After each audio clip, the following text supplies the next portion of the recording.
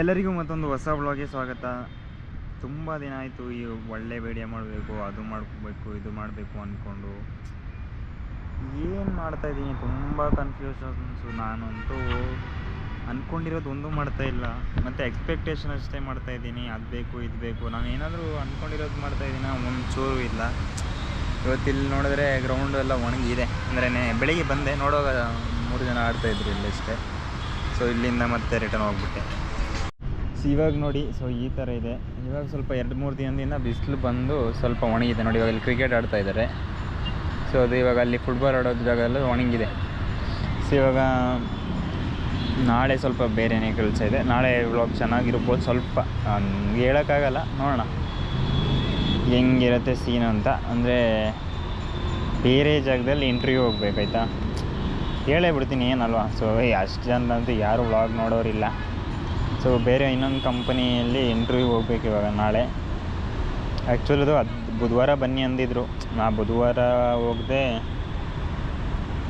ಗುರುವಾರನೇ, ಇವತ್ತು ಗುರುವಾರ ತಾನೆ, ಇವಾಗ ಶುಕ್ರವಾರ ಅಂತ ಹೇಳಿದ್ದೀನಿ. ನೋಡೋಣ. ಸೊ ಅದು ಅಲ್ಲೊಂದು ಸಲ, ಅದು ಎಲೆಕ್ಟ್ರಾನಿಕ್ ಸಿಟಿ ಹೋಗಬೇಕು. ನಾನಿರೋದು ಹೊಂಗಸಂದ್ರ. ಸೊ ಇಲ್ಲಿಂದ ನೋಡೋಣ ನಾಳೆ ಎಂಥದ್ರಲ್ಲಿ ಹೋಗೋದು ಅಂತ ಗೊತ್ತಿಲ್ಲ. ಬಸ್ಸಲ್ಲಿ ಹೋದರೆ ಎಷ್ಟಾಗ್ಬೋದು, ಸೀದಾ ಎಲೆಕ್ಟ್ರಾನಿಕ್ ಸಿಟಿ ಹಂಗೆ ಹಿಂಗೆ. ಬಸ್ಸಲ್ಲಿ ಹೋದರೆ ಟೈಮು, ಅಂದರೆ ಗಾಡಿ ಇದೆಯಲ್ಲ, ಗಾಡಿ ತಗೊಂಡು ಹೋಗ್ಬೇಡ ಅಂತ ಅನಿಸ್ತಾ ಇದೆ. ಅದು ನನಗೆ ರೂಟ್ ಗೊತ್ತಿಲ್ಲ ಅಂದರೆ ತುಂಬ ಕಷ್ಟ ಆಗಿಬಿಡುತ್ತೆ. ಗೂಗಲ್ ಮ್ಯಾಪ್ನೇ ನೋಡ್ಕೊಂಡು ಹೋಗೋದು ಸ್ವಲ್ಪ ಕಷ್ಟ ಇದೆ. ನನಗೆ ಅಷ್ಟು ಪ್ರಾಕ್ಟೀಸ್ ಇಲ್ಲ ಅದ್ರದ್ದು. ಗಾಡಿ ಅಂದರೆ ಅಲ್ಲಿಗೆ ಒಂದು 8 ಕಿಲೋಮೀಟರ್ಸ್ ತೋರಿಸ್ತಾ ಇದೆ. ಇರೋ ಪೆಟ್ರೋಲ್ ಸಾಕ್ಬಿಡಿ ಇದರಲ್ಲೇ ಹೋಗಿ ಬರ್ಬೋದು. ಅಂದರೆ ಇದರಲ್ಲಿ ಎಷ್ಟು ಎಲ್ಲ ಒಂದೇ. ನಾನು ಗಾಡಿಯಲ್ಲಿ ಹೋಗಿ ಬಂದರೂ ಅಷ್ಟೇ ಖರ್ಚಾಗುತ್ತೆ. ಆದರೆ ಗಾಡಿಯಲ್ಲಾದ್ರೆ ನಿಂತ್ಗಿತ್ತು ಹೋದರೆ ಅದ್ರ ಕತೆ ನನಗಿನ್ನೂ ಗೊತ್ತಿಲ್ಲ. ಸೊ ನನ್ನ ಪ್ರಕಾರ ಗಾಡೀಲಿ ಹೋದ್ರೇ ಬೆಸ್ಟು ಅಂತ ಅಂದ್ಕೊಂಡಿದ್ದೀನಿ. ಸೊ ಅದೊಂದೇ ಡಿಸೈಡ್ ಮಾಡೋಕ್ಕಿರೋದು. ಬಟ್ ನಾಳೆ ಇಂಟರ್ವ್ಯೂಗೆ ಅಂತ ಹೋಗ್ತೀನಿ. ಏನೇನು ರೆಸ್ಯೂಮೇ ಒಂದು ತಗೋಬೇಕಷ್ಟೇ ಅನ್ಕೋತೀನಿ. ರೆಸ್ಯೂಮೇ ಇದೆ ಅಂದ್ಕೋತೀನಿ, ಗೊತ್ತಿಲ್ಲ. ಸೊ ನೋಡೋಣ, ಇದ್ದರೆ ರೆಸ್ಯೂಮೇ ಇರೋದನ್ನೇ ತಗೊಂಡು ಸೀದಾ ಹೋಗೋದೆ. ಅದು ಬಿಟ್ಟರೆ ಇನ್ನೂ ಅದೇ ಅದೊಂದು ಇಂಟರ್ವ್ಯೂಗೆ ಅಟೆಂಡ್ ಮಾಡಬೇಕು. ಸೊ ಅದಾದಮೇಲೆ ಏನಂತ ನಿಮಗೆ ಅಪ್ಡೇಟ್ ಗೊತ್ತಾಗುತ್ತೆ. ಅದರಲ್ಲಿ ಜಾಬ್ ಸಿಕ್ಕಿದ್ರೆ ನಾನು ಆ ಕಡೆ ಹೋಗಬೇಕಾಗತ್ತೆ. ಎಲೆಕ್ಟ್ರಾನಿಕ್ ಸಿಟಿಗೆ ಶಿಫ್ಟ್ ಆಗಬೇಕಾಗತ್ತೆ. ಅಲ್ಲಿಗೆ ಶಿಫ್ಟ್ ಅಂದಮೇಲೆ ಇನ್ನು ಹೆಂಗೆ ಗೊತ್ತಾ, ಅಂದರೆ ಫಸ್ಟ್ ಜಾಬ್ ಸಿಗಲಿ, ಮತ್ತೆ ನೋಡೋಣ. ಸಿಕ್ಕಿದ್ರೆ ಅಲ್ಲಿಗೆ ಹೋಗ್ಬೇಕಾಗತ್ತೆ ಅಷ್ಟೇ. ಇಲ್ಲಾಂದರೆ ಮತ್ತೆ ಸೊ ಇದೇ ಕಂಪನಿಯಲ್ಲೇ ಕಂಟಿನ್ಯೂ, ಮತ್ತು ಇದೇ ಜಾಗದಲ್ಲೇ ಇರಬೇಕು. ಅಂದರೆ ಇವಾಗ ಈ ಕಂಪನಿಯಲ್ಲಿ ಆಲ್ಮೋಸ್ಟ್ 1 ಇಯರ್ ಆಗೋಕ್ಕಾಗಿದೆ. ಅಂದರೆ ಅದು ಎಷ್ಟಾಯ್ತು ನನ್ನ ಪ್ರಕಾರ 9 ಮಂತ್ಸ್ ಆಗಿದೆ ಅನ್ಕೋತೀನಿ. ಅದೇ 9 ಮಂತ್ಸ್ ಆಗಿದೆ. ಸೊ ಕಂಪನಿ ಈಗ ಚೇಂಜ್ ಮಾಡಲೇಬೇಕಾಗತ್ತೆ. ನನಗೂ ಕಂಪನಿಯಲ್ಲಿ ಕೆಲಸ ಮಾಡೋಕ್ಕೆ ಇಷ್ಟ ಇಲ್ಲ. ಅಂದರೆ ಈ ಕಂಪನಿ ಅಂತಲ್ಲ, ಟೋಟಲಾಗಿ. ಸೊ ಏನು ಮಾಡ್ತಾಯಿದ್ದೀನಿ, ಅಂದ್ಕೊಂಡಿರೋದು ಒಂದೂ ಮಾಡ್ತಾಯಿಲ್ಲ. ಅದೀಗ ಅಟ್ಲೀಸ್ಟ್ ಜಾಬ್ ಆದರೂ ಮಾಡೋಣ ಅಂತ ಮಾಡ್ತಾ ಹೋಗ್ತಾಯಿದ್ದೀನಿ. ವೀಡಿಯೋಸ್ ಅಷ್ಟೇ ಯೂಟ್ಯೂಬೆಲ್ಲ ಸ್ಟಾರ್ಟ್ ಮಾಡಿರೋ ಟೈಮ್ ಸರಿಯಿಲ್ಲ ಅಷ್ಟೇ. ಅಂದರೆ ಈ ಚಾನಲ್ ಆ್ಯಕ್ಚುಲಿ ಯಾವಾಗೋ ಸ್ಟಾರ್ಟ್ ಮಾಡಿಬಿಟ್ಟಿದ್ದೀನಿ. ಬಟ್ ಆದರೆ ಅದೇ ಇದೆಲ್ಲ ನಾನು ರಿಪೀಟೆಡ್ ಹೇಳೋದಕ್ಕಿಂತ ಸುಮ್ಮನೆ ಇರೋರು, ರಿಪೀಟೆಡ್ ಕಂಟೆಂಟ್ಸ್ ಬೇಡ. ನಾನು ಇಲ್ಲೇ ಬ್ಲಾಗ್ ಮಾಡೋಣ ಅಂತೇನು ಬಂದಿಲ್ಲ ಆಯಿತಾ, ಸುಮ್ಮನೆ ಹಂಗೆ ಬಂದೆ. ಸೊ ಹಂಗೆ ಬರ್ತಾ ಇದ್ದಾಗ ಇಲ್ಲಿ ನೋಡಿದ್ರೆ ಯಾರೂ ಇಲ್ಲ. ಸೊ ಅದು ಏನು ಗೊತ್ತಿಲ್ಲ ರೀಸನ್ನು. ಇವತ್ತಂತೂ ಫುಲ್ ಖಾಲಿ ಇದೆ. ಗುರುವಾರ ಅಂಥದ್ದೇನಾದರೂ ಬೇರೆ ಕತೆ ಇದೆಯಾ ಗೊತ್ತಿಲ್ಲ ನನಗೂ. ಇಲ್ಲಿ ಒಂದು 2, 4, 6, 7 ಜನ ಆಡ್ತಾಯಿದ್ದಾರೆ ಕ್ರಿಕೆಟು. ಅದು ಬಿಟ್ರೆ ಒಬ್ಬರು ಕಾಣಿಸ್ತಿಲ್ಲ. ಇನ್ನೇನು ಮಾಡೋದು ಇವಾಗ, ರೀಲು ಹಾಕೋಕ್ಕಿದೆ. ರೀಲ್ಸು ಅಷ್ಟೇ, ಅದೇನು ದೊಡ್ಡದಾಗಿ ಮಾಡ್ತಾಯಿಲ್ಲ. ರೀಲ್ಸ್ ಹೋಗಿ ಅಪ್ಲೋಡ್ ಮಾಡಿ ಏನು ವ್ಲಾಗ್ ಅಂದರೆ ಅಲ್ವಾ. ವ್ಲಾಗ್ ಅಂದರೆ ಲೈಫ್ ಸ್ಟೈಲ್ನ ಚೆನ್ನಾಗಿ ಸೇವ್ ಆದರೂ ಮಾಡ್ಬೋದಿತ್ತು. ಅಂದರೆ ಬೆಳಗ್ಗೆ ಇದ್ದಲ್ಲಿಂದ ನೈಟ್ ಮಲ್ಗೋರಿಗೆ ಮಾಡಬೇಕು, ಮತ್ತೆ ಅದನ್ನು ಎಡಿಟ್ ಮಾಡಬೇಕು. ಅದಕ್ಕೊಂದು ರೊಟೀನ್ ಸೆಟ್ ಆಗಬೇಕು. ನನ್ನ ಡೈಲಿ ರೊಟೀನ್ ಅಂದ್ಕೊಂಡ್ರೆ ಆಗೋದೇ ಇಲ್ಲ. ಇವತ್ತು ನೋಡೋಣ. ಅಂದರೆ ಇವಾಗ ಇವತ್ತದ ಸೀನೆಲ್ಲ ನನಗೆ ಗೊತ್ತು ಹೆಂಗೆ ಅಂತ. ಸೊ ಹಂಗೆ ಹೋಗಿ ಬರೋದು ಹಿಂಗೆ.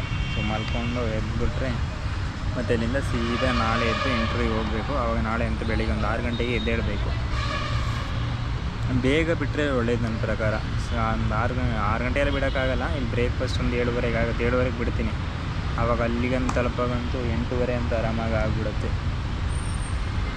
8:30 ಆಗ್ಬೋದು. 8:30, 9 ಗಂಟೆಗೆಲ್ಲ ತಲುಪ್ತೀನಿ. ಸೊ ಆವಾಗ ಡೈರೆಕ್ಟಾಗಿ ಅಂದರೆ ಫಸ್ಟಲ್ಲಿ ಮೇಯ್ನ್ ಟೆಸ್ಟ್ ಇರುತ್ತೆ. ಸೊ ಅದಾದ್ರೇ ನೆಕ್ಸ್ಟ್ ರೌಂಡ್ಗೆ ಕಳಿಸೋದು. ಸೊ ಆ ಮೇನ್ ಟೆಸ್ಟು ಒಂದೇ ಅಟೆಂಪ್ಟೆಲ್ಲ ಒಂದೇ ಕೊಡೋದಲ್ಲಿ. ಸೊ ಫಸ್ಟ್ ಅಟೆಂಪ್ಟ್ ನೋಡಿ ಸಿಕ್ಕಿದ್ರೆ ನೋಡೋಣ, ಇಲ್ಲ ಅಂದರೆ ಸೀದಾ ಬರೋದು. ನಾಳೆ ಅಂತೂ ನನಗೆ ನಾಳೆ ವೀಕ್ ಆಫ್ ಏನಿಲ್ಲ, LOP ಅಂದರೆ leave without pay. So LOP ಹಾಕಬೇಕಾಗತ್ತೆ. LOP ಹಾಕಿದ್ರೆ ಹೇಳ್ದೇ ಹೋಗ್ತಾ ಇರೋದು ಇವಾಗ ನಾನು. ಅಂದರೆ TLಗೂ ಇನ್ಫಾರ್ಮ್ ಏನು ಮಾಡ್ತಾಯಿಲ್ಲ.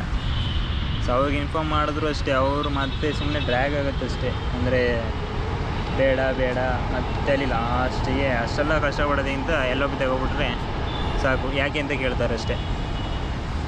ಇಲ್ಲ ಅಂದರೆ ಇವಾಗ ನಾನು ಇನ್ಫಾರ್ಮ್ ಮಾಡಿ ಹೋದರೆ ಸೊ ಈ ತಮ್ನೇಲಲ್ಲಿ ಏನು ಹಾಕಿರೋಣ ಇವತ್ತೇ ಥಿಂಕ್ ಮಾಡಿಬಿಡ್ಬೇಕಲ್ಲ.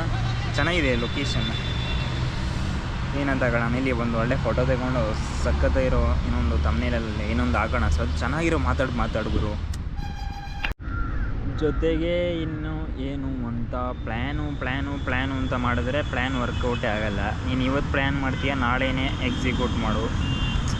ನಾನು ಬೇರೆಯವರಿಗೆ ಹೇಳೋಂಗೆ ಇಲ್ಲ, ಯಾಕೇಳಿ ನಾನೇ ಮಾಡ್ತಾಯಿಲ್ಲ, ನಾನು ಬೇರೆಯವ್ರಿಗೆ ಹೇಳೋಕ್ಕಾಗಲ್ಲ. ಸೊ ಯೂಟ್ಯೂಬು ಇನ್ಸ್ಟಾಗ್ರಾಮೆಲ್ಲ ನೀವು ನೋಡಿ ಎಲ್ಲ ಮಾತಾಡ್ತಾರೆ ಆಯಿತಾ. ಅವರೇ ಏನು ಅಚೀವ್ ಮಾಡಿರಲ್ಲ, ಅವರೇ ಅದನ್ನ ಫಸ್ಟ್ ಇದು ಇಂಪ್ಲಿಮೆಂಟ್ ಮಾಡ್ಕೊಂಡಿರಲ್ಲ, ಬೇರೆಯವ್ರಿಗೆ ಹೇಳೋದು. ಆ ಥರ ನನಗೂ ಬೇಡ. ಅಂದರೆ ನಾನು ಆ ಥರ ಕೆಲವೊಂದು ಮಾಡಿರ್ಬೋದು. ಬಟ್ ದೊಡ್ಡ ಕ್ರಿಯೇಟರ್ಸು ಅಷ್ಟೇ, ಅಂದರೆ ಅವರೇ ಆ ಥರ ಇರಲ್ಲ, ಬೇರೆಯವ್ರಿಗೆ ಆ ಥರ ಇರಿ ಅಂದರೆ ಹೆಂಗೆ ಅಲ್ವಾ. ಅಂದರೆ ಈ ಥರ ರೊಟೀನ್ ಮಾಡಿ ಹಿಂಗೆ ಫುಡ್ ತಗೊಳ್ಳಿ ಹಂಗೆ ತಗೊಳ್ಳಿ ಅಂತ ಹೇಳ್ತಾರೆ. ಬಟ್ ನೋಡಿದ್ರೆ ನನ್ನ ಮಗನೇ ಏನೂ ಮಾಡ್ತಾ ಇರಲ್ಲ. ಅಂಥವ್ರು ಮಾತ್ರ ನನಗೆ ಕೇಳೋಕ್ಕೆ ಇಷ್ಟ ಆಗೋಲ್ಲ. ಮತ್ತು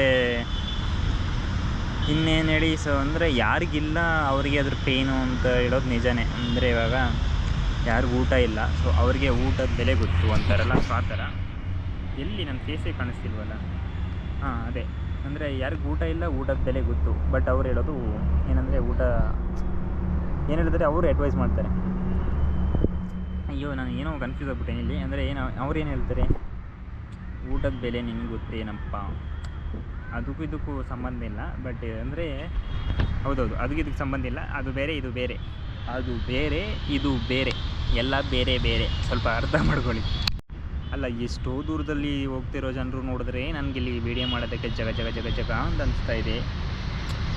ಇನ್ನು ಹತ್ರದಲ್ಲಿ ಒಬ್ಬೊಬ್ಬ ಇದ್ದು ಇಲ್ಲ. ನನ್ನ ಮೇಯ್ನ್ ಒಂದು ಡಿಸ್ಅಡ್ವಾಂಟೇಜ್ ಅಂದರೆ ನನ್ನ ಹತ್ರ ನಾನು ಒಬ್ಬನಿದ್ರೆ ಸ್ವಲ್ಪ ಕಷ್ಟ. ಬಟ್ ಯಾರಾದರೂ ಒಬ್ಬ ಫ್ರೆಂಡ್ ಇದ್ದರೂ ಸಾಕು, ನಾನು ಚೆನ್ನಾಗಿ ಬ್ಲಾಗ್ ಮಾಡಿಬಿಡ್ತೀನಿ. ಅಂದರೆ ಅವ್ರು ಮಾತಾಡಬೇಕು ಅಂತಿಲ್ಲ, ಅವ್ರು ಜಸ್ಟ್ ಸುಮ್ಮನೆ ನನ್ನ ಜೊತೆ ನಿಂತ್ಕೊಂಡು ಅವ್ರು ರೆಕಾರ್ಡ್ ಮಾಡಿದ್ರೆ ನನಗೆ ಎಂಥ ವೀಡಿಯೋ ಮಾಡೋದಕ್ಕೂ ರೆಡಿ ಇದ್ದೀನಿ. ಅಷ್ಟೊಂದು ಇದಿದೆ. ಅಂದರೆ ಯಾರಾದರೂ ಒಬ್ಬ ಸಪೋರ್ಟಿವ್ ಆಗಬೇಕು. ಯಾಕಂದರೆ ಏನೇ ಸಿಚುವೇಶನ್ ಅಂದರೆ ಇವಾಗ ಒಂದು ಬೇರೆಯವ್ರ ಜೊತೆ ಏನಾದರೂ ವೀಡಿಯೋ ಮಾಡೋದು, ಅಂದರೆ ಫನ್ನಿ ಟೈಪ್ ಮಾಡೋದು, ಅಂದರೆ ಅವ್ರ ಹತ್ರ ಹೋಗಿ ಏನೋ ಕ್ವಶನ್ಸ್ ಕೇಳೋದು, ಅಂಥದ್ದೆಲ್ಲ ಮಾಡುವಾಗ ಒಬ್ಬನೇ ಇದ್ದರೆ ಅದೊಂದು ಸ್ವಲ್ಪ ಕಾನ್ಫಿಡೆನ್ಸ್ ಕಮ್ಮಿನೇ. ಸೊ ಇನ್ನೊಬ್ಬ ಯಾರೋ ರೆಕಾರ್ಡ್ ಮಾಡ್ತಾ ಇದ್ದಾನೆ ಅಂದಾಗ ನಾವು ಜಸ್ಟ್ ಅಲ್ಲಿ ಹೋಗಿ ಅವ್ರ ಜೊತೆ ಇಂಟ್ರ್ಯಾಕ್ಷನ್ ಮಾಡೋದು ಅದು ಈಸಿ ಇರುತ್ತೆ. ಬಟ್ ಇವಾಗ ಯಾರಿಲ್ಲ ಅಂದರೆ ನಾನೇ ಮಾಡಬೇಕಾಗುತ್ತೆ. ನೋಡೋಣ, ತುಂಬ ಕಂಟೆಂಟ್ಸ್ ಅಂದ್ಕೊಂಡಿದ್ದೆ, ಆದರೆ ಫೋನಿಂದ ಇವಾಗ ಕಂಟೆಂಟ್ ಮಾಡೋದಕ್ಕೆ ಇಂಟ್ರೆಸ್ಟ್ ಆಗ್ತಾಯಿಲ್ಲ. ಯಾಕಂದರೆ ನಾನು ತುಂಬ ವೀಡಿಯೋಸ್ ನೋಡ್ತೀನಿ, ಅದರಲ್ಲಿ ಕ್ಲಾರಿಟಿ ಇಲ್ಲ ಅಂದರೆ ನಾನೇ ಸ್ಕಿಪ್ ಮಾಡಿಬಿಡ್ತೀನಿ. ನೋಡೋಣ, ಫೋನು ಅಂತಲೂ ಹೇಳೋಂಗಿಲ್ಲ ಗುರು. ಫೋನಲ್ಲೂ ಒಳ್ಳೆ ಕಂಟೆಂಟ್ ಮಾಡಿ ಚೆನ್ನಾಗಿ ಫಾಲೋವರ್ಸ್ ಗೇನ್ ಮಾಡೋರು ಇದ್ದಾರೆ. ಕಂಟೆಂಟ್ ತುಂಬ ಮುಖ್ಯ.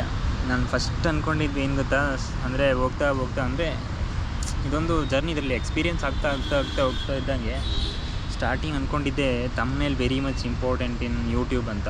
ಅಂದರೆ ಕೆಲವೊಂದು ಪರ್ಸೆಂಟ್ ಇಂಪಾರ್ಟೆಂಟೇ. ನಾನು ತುಂಬ ತಮ್ನೇಲ್ ಮೇಲೆ ಫೋಕಸ್ ಮಾಡ್ತಾಯಿದ್ದೆ. ಈ ಕಂಟೆಂಟ್ ಅನ್ನೋದ್ರ ಬಗ್ಗೆ ನನಗೆ ಅಷ್ಟು ತಲೆಯಲ್ಲಿ ಇರಲೇ ಇಲ್ಲ ಆ ಟೈಮಲ್ಲಿ. ಸುಮ್ಮನೆ ಏನೋ ಮಾತಾಡಿ ಹಾಕ್ಬಿಟ್ರೆ ನಡೆಯುತ್ತೆ, ಇವಾಗೂ ಅದನ್ನೇ ಮಾಡ್ತಾಯಿದ್ದೀನಿ ಅಂತ ಅಂದ್ಕೊಳ್ತಾ ಇದ್ದೆ. ಅಂದರೆ ಇವಾಗ ನನಗೆ ಗೊತ್ತಿದೆ ಅದು ನಡೆಯಲ್ಲ. ಬಟ್ ಆದರೂ ನನ್ನ ಹತ್ರ ಆಪ್ಷನ್ ಇಲ್ಲ. ಏನೋ ಒಂದು 365 ಡೇಸ್ ಚಾಲೆಂಜ್ನ ಕಂಪ್ಲೀಟ್ ಮಾಡೋಣ ಅಂತ ಮಾಡ್ತಾಯಿದ್ದೀನಿ. ವಾಟ್ ಆಫ್ಟರ್ 365 ಡೇಸ್ ಅಂತ ಕೇಳೋದಾದರೆ ಐ ವಿಲ್ ಕಂಟಿನ್ಯೂ ಅಷ್ಟೇ. ಸೊ ಕಂಟಿನ್ಯೂ ಮಾಡ್ತೀನಿ. ತುಂಬ ಚೆನ್ನಾಗಿರೋ ಕಂಟೆಂಟ್ಸ್ ಅಂತ ಹೇಳೋಂಗಿಲ್ಲ, ಏನಾಗಿ ಬರುತ್ತೆ ಗೊತ್ತಿಲ್ಲ, ಒಟ್ಟಾರೆಗೆ ಆಗ್ತಾ ಹೋಗ್ತೀನಿ ಅಷ್ಟೇ. ಈ ಚಾನಲ್ ಯಾಕೆ ಮಾಡ್ತಾಯಿದ್ದೀನಿ ಅಂದರೆ ಇದ್ರ ಮೇಲೆ ಅಷ್ಟೊಂದು ಎಕ್ಸ್ಪೆಕ್ಟೇಷನ್ ಇಟ್ಕೊಂಡೇ ಇಲ್ಲ ನಾನು ಬೇರೆ ಚಾನಲ್ಸ್ ಮಾಡೋದಕ್ಕೆ ಆಸೆ ಇದೆ. ತುಂಬ ಇನ್ನೂ ಚಾನಲ್ಸ್ ಇದೆ. ಅಂದರೆ ವ್ಲಾಗ್ ಇಂಟ್ರೆಸ್ಟ್ ಇಲ್ಲ ಅಂತಲ್ಲ, ವ್ಲಾಗು ತುಂಬ ಇಂಟ್ರೆಸ್ಟ್ ಇದೆ. ಆದರೆ ವ್ಲಾಗ್ ಮಾಡೋದಕ್ಕೆ ನಾನು ಒಬ್ಬನೇ ಇರೋದು ಚೆನ್ನಾಗಿಲ್ಲ. ನನಗೆ ವ್ಲಾಗ್ ಅಂದರೆ ಫ್ಯಾಮಿಲಿ ಟೈಪ್ ವ್ಲಾಗ್ ಮಾಡೋದಕ್ಕೆ ಇಷ್ಟ ಇದೆ. ಅಂದರೆ ಎಲ್ಲ ಮನೆಯಲ್ಲಿ ಸೊ ನಾರ್ಮಲ್ ಲೈಫು, ಸುಮ್ಮನೆ ಪ್ರ್ಯಾಂಕ್ ಮಾಡ್ಕೊಂಡು ಅಂಥದ್ದೆಲ್ಲ ಇಷ್ಟ ಇಲ್ಲ. ನಮ್ಮ ಮನೇಲಿ ಏನು ನಡೆಯುತ್ತೆ ಸೊ ಡೈಲಿ ಲೈಫ್ ಅದನ್ನು ತೋರ್ಸೋಕ್ಕೆ ಇಷ್ಟ ನನಗೆ. ಒಂದು ನಿಮಿಷ. ಮೇಯ್ನ್ ಆ್ಯಕ್ಚುಲಿ ಇದೊಂದು ಇಂಟರ್ವ್ಯೂವಿಂದ ತುಂಬ ಕನ್ಫ್ಯೂಷನ್ ಇರೋ ತಲೆಯಲ್ಲಿ ಒಂದು ಇಂಟರ್ವ್ಯೂ ಅಟೆಂಡ್ ಮಾಡಲೇಬೇಕು. ಯಾಕಂದರೆ ನಾನು ತುಂಬ ಟೈಮ್ ಆಯಿತು. ಅಂದರೆ ಸ್ಟಾರ್ಟಿಂಗು ಈ ಕಂಪನಿ ಸೇರಿದ ಮೇಲೆ ಒಂದೇ ಒಂದು ಇಂಟರ್ವ್ಯೂ ಹೋಗಿದ್ದೀನಿ ಅನ್ಕೋತೀನಿ. ಅದಕ್ಕೂ ಮುಂಚೆ ಎಷ್ಟು ಹೋಗ್ತಾ ಇದೆ ಅಂದರೆ ಒಂದು ಸಲ ಜಾಬ್ ಬೇಕು ಅಂತಂದಾಗ ಎಷ್ಟೆಲ್ಲ ಹೋಗ್ಬಿಟ್ಟಿದ್ದೀನಿ. ಇವಾಗ ಜಾಬ್ ಸಿಕ್ಕಿದ ಮೇಲೆ ಬೇರೆ ಬೇರೆ ಇಂಟರ್ವ್ಯೂ ಹೋಗ್ಬೇಕು. ಆ್ಯಕ್ಚುಲಿ ಅದು ಹೋಗ್ತಾ ಇಲ್ಲ ನಾನು. ಅದು ಜಾಬ್ ಸಿಕ್ಕಿದ ಮೇಲೆ ಒಂದೇ ಒಂದು ಇಂಟರ್ವ್ಯೂ ಹೋಗಿರೋದು. ಅಲ್ಲಿಂದ ನಾನು ಎಲ್ಲಿಗೂ ಹೋಗಲೇ ಇಲ್ಲ ಗುರು. ಶಪ್ಪ, ಅದಾದಮೇಲೆ ಇದೇ ಹೋಗ್ತಾ ಇರೋದು. ನೋಡೋಣ ಹೆಂಗಾಗುತ್ತೆ ಸೀನ್ ಅಂತ.